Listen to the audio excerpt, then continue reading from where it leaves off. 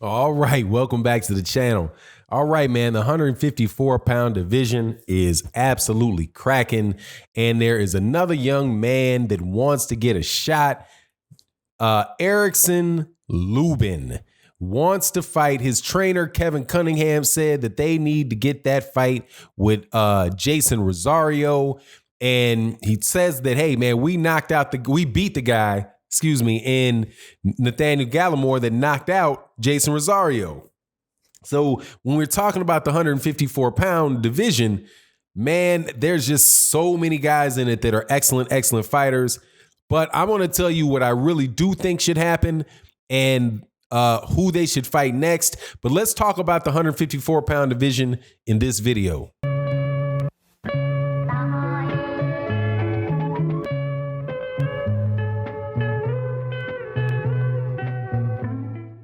All right, welcome back to the channel, subscribers. If you are not subscribed, I hope you accept my invitation to subscribe and hit the bell icon so you can know when we release more videos. We release videos daily.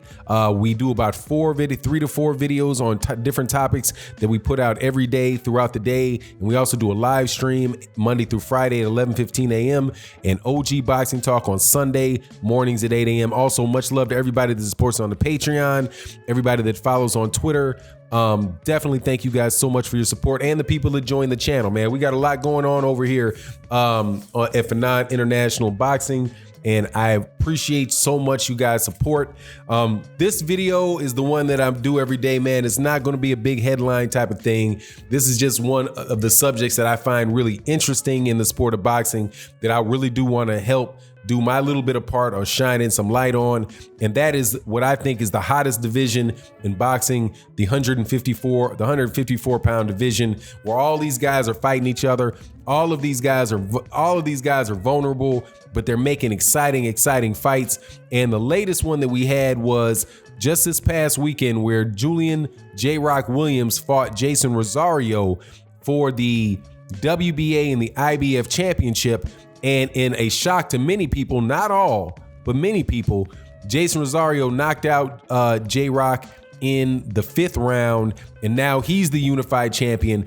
And that was coming after just the last fight for those 2 belts, when Julian Williams himself wound up beating quite handily Jarrett Hurd, who was heavily favored to win that fight. And that just tells you that there's a lot of parity in the 154-pound division. And when you see a 154-pound fight about to pop off, you need to pay attention, because you might just get that upset that you don't get a lot of different places. Like, you're not going to see very many of those over on Top Rank cards. An upset on Top Rank? No, they don't believe it, man. They don't believe in that. I believe that is in their corporate mission statement. We shall have no upsets on our cards, because we ain't gambling, we are promoting, and we want to make sure we give fights that are just good enough for people to be entertained, but not good enough where we risk our money. That does not seem to be the case with whoever it is responsible for setting up these fights at 154 pounds, okay? So pay attention to them. And when Ericson Lubin, who I do believe is out of Florida. I know he fights out of Florida for sure, but I think he's also from Florida, in training with Kevin Cunningham, who was in Florida. Kevin Cunningham, the former trainer of Corey Spinks out of St. Louis, and I do believe he was originally out of St. Louis, and a lot of other excellent fighters. When he says, look, man, we want to get that Jeison Rosario fight next, because we already beat Nathaniel Gallimore, who knocked out Jeison Rosario. You know, you might look at a knockout reel and see that Jermell Charlo knocked out Ericson Lubin, I do believe 5 fights ago for Ericson Lubin. And then you see that what Jeison Rosario just did to J-Rock, who is the unified champion. And you might be like, oh, nah, Jeison Rosario is going to walk through Ericson Lubin. But man, with that 154-pound division, you just do not know. And so I think that is a fight I wouldn't mind seeing at all. I just don't think that that's a fight that really should happen next. And what I would really like to see for Ericson Lubin, which I know, first I'll tell you what I think I'd like to see And then I'm going to tell you what I think that you have an actual possibility of seeing. What I would really like to see is Ericson Lubin be able to fight Teixeira for the WBO 154-pound title, because Jaime Munguia is now out of the division. Teixeira, I do believe Teixeira might be a Golden Boy fighter, but he's definitely fighting over on DAZN, and there was talks of Terrence Crawford fighting Teixeira, but I would rather have Ericson Lubin fight Teixeira, hopefully bring that WBO belt and make it so it's a situation where there's all 4 championships are on the line, either with Teixeira, being able to cross over the street, or Ericson Lubin having the belt, however that comes out. But Ericson Lubin, I do think, should be in line for a championship shot, but I would prefer that to be with the WBO with Teixeira. And then over on the WB on the side with the rest of the belts, Jermell Charlo has the WBC, and of course there's Jeison Rosario. Jeison Rosario, I say, hey man, go ahead and get the rematch. Go ahead and get the rematch with Julian Williams. See how that pans out. If you win, hey, you're the man. You beat him twice. If not, hey, J-Rock got his belt back, and J-Rock goes on and does what he got to do. But we know that Jeison Rosario is still a serious player and can get another title shot. So I would love to see that fight take place, that rematch take place. And then for Jermell Charlo, I would like to see Jermell Charlo fight Jarrett Hurd. Jarrett Hurd was, and I said it earlier and again, but I want to keep all these belts and stuff straight for people that might not, remember how this stuff went down. But Jarrett Hurd had beaten Austin Trout. Jarrett Hurd had beaten Erislandy Lara, and he only has one loss, and that's to Julian Williams. And that's just could have been a very bad style matchup, but the fight that we wanted to see before that, right? Before Jarrett Hurd lost to Julian Williams, we wanted to see him fight Jermell Charlo to tie those 3 belts up, and what's his face got real funny. Jarrett Hurd got real funny about it when he got those 2 belts, and the fight didn't happen. So he winds up getting knocked off against J-Rock.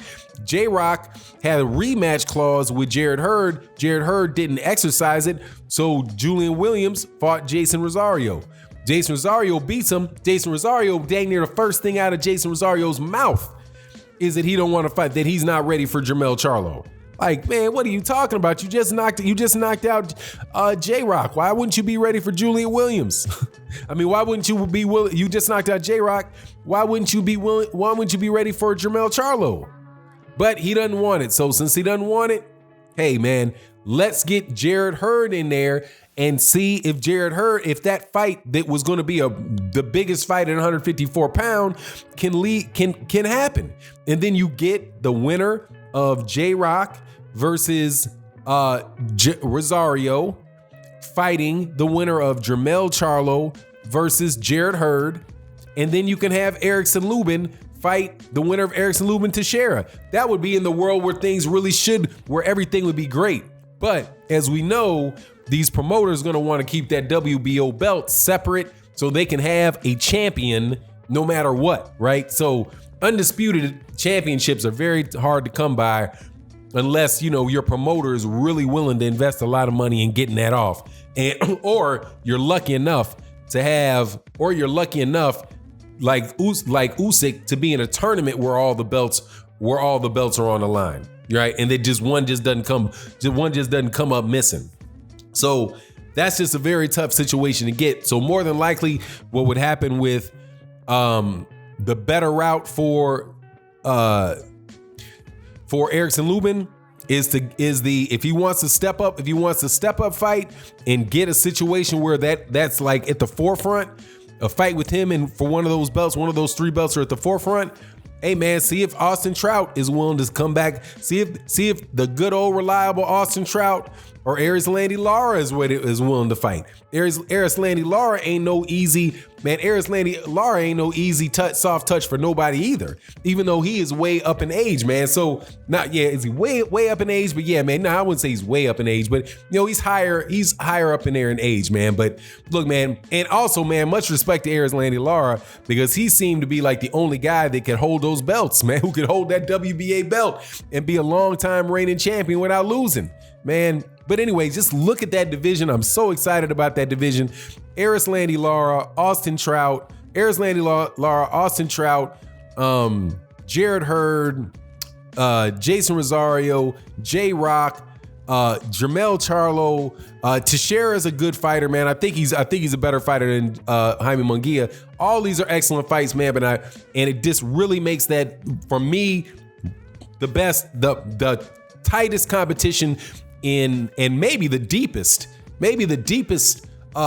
division in boxing. Anyway, it is what it is. Let me know what you think in the comment section. With that, I'm out. Peace.